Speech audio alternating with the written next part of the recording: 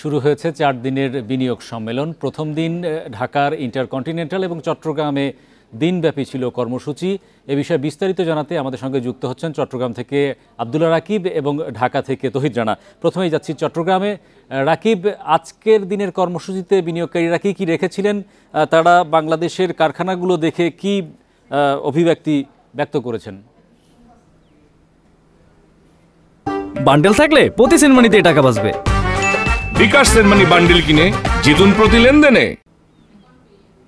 যে দিনের শুরুতে আজকে যে 60 জনের যে প্রতিনিধি দল এসেছিল তারা প্রথমেই আনোয়ারায় অবস্থিত যে কোরিয়ান ইপিজেডটি রয়েছে সেই কোরিয়ান ইপিজেড পরিদর্শন করেন এবং সেখানকার যে কারখানাগুলো রয়েছে অর্থাৎ ইয়ংওয়ান কর্পোরেশনের ব্যবস্থাপনায় যে কারখানাগুলো গড়ে উঠেছে সেই কারখানাগুলো ঘুরে দেখেন। প্রায় 45টি কারখানা, সেই কারখানাগুলোর কর্মপরিবেশ, শ্রমিকদের কর্মদক্ষতা এবং সর্বাঙ্গীনভাবে প্রাকৃতিক পরিবেশ নিশ্চিত করে একটা বিশেষ অর্থনৈতিক অঞ্চল কিভাবে গড়ে তোলা হয়েছে এবং সেখানে প্রতিটি কারখানা কিভাবে পরিকল্পিতভাবে গড়ে তোলা হয়েছে সেটি তারা সচক্ষে দেখেন। তবে তাদের সাথে যখন আমরা কথা বলেছি তারা জানিয়েছেন যে তাদের ধারণার বাইরে ছিল এখানকার এই কর্মপরিবেশ এমন তো দারুণ হতে পারে এবং তারা বলছেন যে এখানকার তাদের যে ধারণা ছিল সেই ধারণার অনেকটাই পরিবর্তন হয়েছে এই সফরের মধ্য দিয়ে।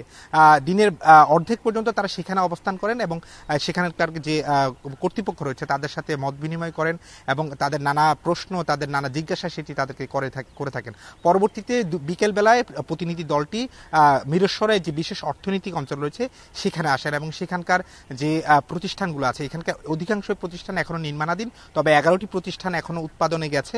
সেই প্রতিষ্ঠানগুলো ঘুরে দেখেছেন এখানকার পরিষেবা কি রকম দিয়ে থাকে এবং যারা বিনিয়োগ করেছেন তাদেরকে কি ধরনের সুযোগ সুবিধা দেওয়া হচ্ছে এবং কি ধরনের কর্মতৎপরতা এখানে চলছে সেটি তারা একেবারে 30,000 একর জায়গা জুড়ে যে বিশেষ এই অর্থনৈতিক অঞ্চল সেখানে ঘুরে দেখেছেন এবং তারা সন্তুষ্টির কথা জানিয়েছেন। অনেক বিনিয়োগকারী বলেছেন যে তারা এখানকার পরিবেশ দেখে তারা বিনিয়োগে আগ্রহী, তবে সেটি সময়ের সাথে সাথে তারা আসলে বলতে পারবেন যেহেতু এটি দীর্ঘ প্রক্রিয়া, ফলে তাদের এই সফর অনেকটাই সফল, এটি বলছে বেজা কর্তৃপক্ষ।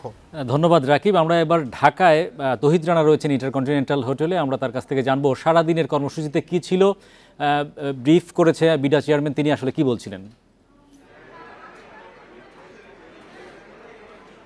কিছুক্ষণ আগে 4 দিনের যে বিজনেস সামিট সেটির প্রথম দিনের কার্যক্রম শেষ হয়েছে।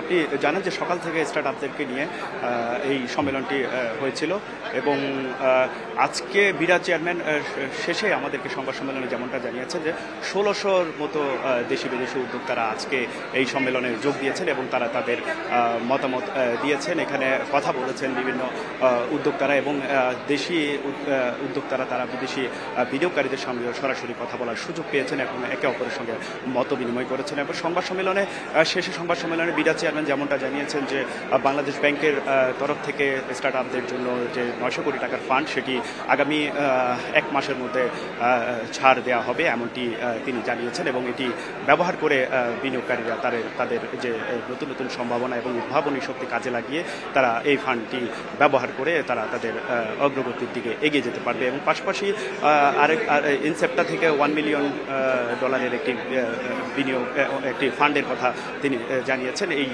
এটি স্টার্টআপরা ব্যবহার করতে পারবেন।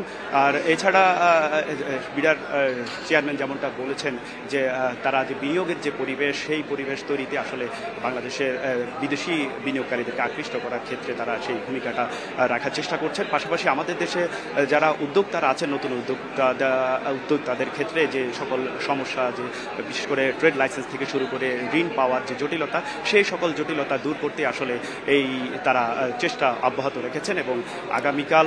ধন্যবাদ রানা আমাদের সঙ্গে যুক্ত হওয়ার জন্য।